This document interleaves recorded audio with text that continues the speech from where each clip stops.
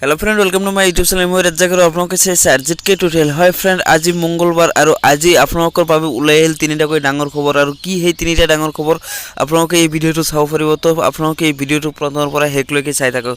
তো ফ্ৰেন্ড, আহক আজিৰ ভিডিঅ'টো আৰম্ভ কৰোঁ। ট্ৰাম্পৰ ভ্ৰমণৰ সময়তে দিল্লীত কা বিৰোধী উত্তাল প্ৰতিবাদ।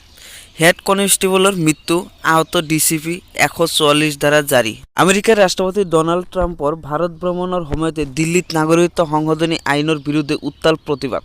আন্দোলনৰ সময়ত আৰক্ষী আৰু প্ৰতিবাদকাৰীৰ মাজত হতাহতিৰ সৃষ্টি হয়। সমাজ হিংসাত্মক ৰূপ লোৱাত প্ৰতিবাদ এগৰাকী আৰক্ষীয়ে মৃত্যুক সাৱটি ল'বলগীয়া হৈছে। আনহাতে প্ৰতিবাদৰ সময়ত গুৰুতৰভাৱে আহত হয় ডিচিপি অমিত শৰ্মা। ইতিমধ্যে অঞ্চলজুৰি 144 ধাৰা বলবৎ কৰা হৈছে। হেড কনষ্টেবলৰ মৃত্যুত গভীৰ দুখ প্ৰকাশ কৰিছে দিল্লীৰ মুখ্যমন্ত্ৰী অৰবিন্দ কেজৰিৱাল। কংগ্ৰেছত যোগদান কৰিব আৰ.পি. শৰ্মাই। তৰুণ গগৈৰ সৈতে কংগ্ৰেছৰ সাধাৰণ সম্পাদকৰ ঘৰত উপস্থিত। বিজেপিৰ প্ৰাক্তন সাংসদ ৰামপ্ৰসাদ শৰ্মাই যোগদান কৰিব কংগ্ৰেছত।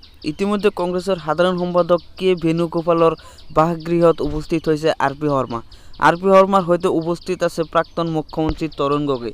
বিগত লোকসভা নিৰ্বাচনত বিজেপিৰ টিকট লাভ নকৰি দলৰ পৰা পদত্যাগ কৰিছিল আৰ.পি. শৰ্মাই। তাৰ পিছৰে পৰাই আৰ.পি. শৰ্মাই আন দলত যোগদান কৰাক লৈ চৰ্চা চলিছিল।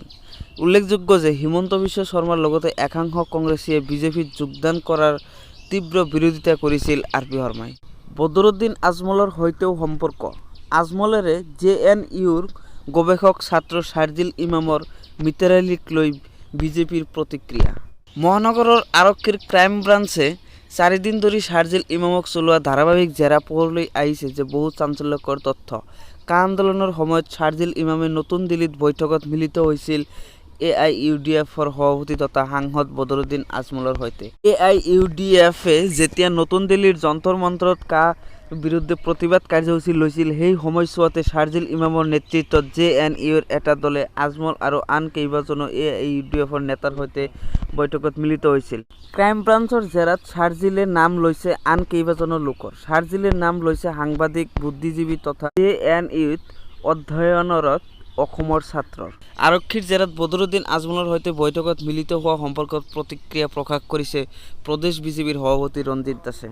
শাৰ্জিল ইমামে অসমক ভাৰতৰ পৰা বিচ্ছিন্ন কৰাৰ মন্তব্য দিছিল। গতিকে সেই সন্দৰ্ভত যিসকল লোকৰ নাম পোহৰলৈ আহিছে সেইসকলৰ বিৰুদ্ধে তদন্ত হ'ব লাগে। আনহাতে শাৰ্জিল ইমামৰ বদৰুদ্দিন আজমলৰ সৈতে থকা সম্পৰ্কৰ তথ্য পোহৰলৈ অহাৰ পিছত প্ৰতিক্ৰিয়া প্ৰকাশ কৰিছে মন্ত্ৰী হিমন্ত বিশ্ব শৰ্মাই। ডক্টৰ শৰ্মাই কয়, আজমলৰ সৈতে যে শাৰ্জিলৰ সম্পৰ্ক আছিল সেয়া আমি আগতেই সন্দেহ কৰিছিলোঁ। সেই সন্দেহ এতিয়া প্ৰমাণ হোৱাৰ পথত।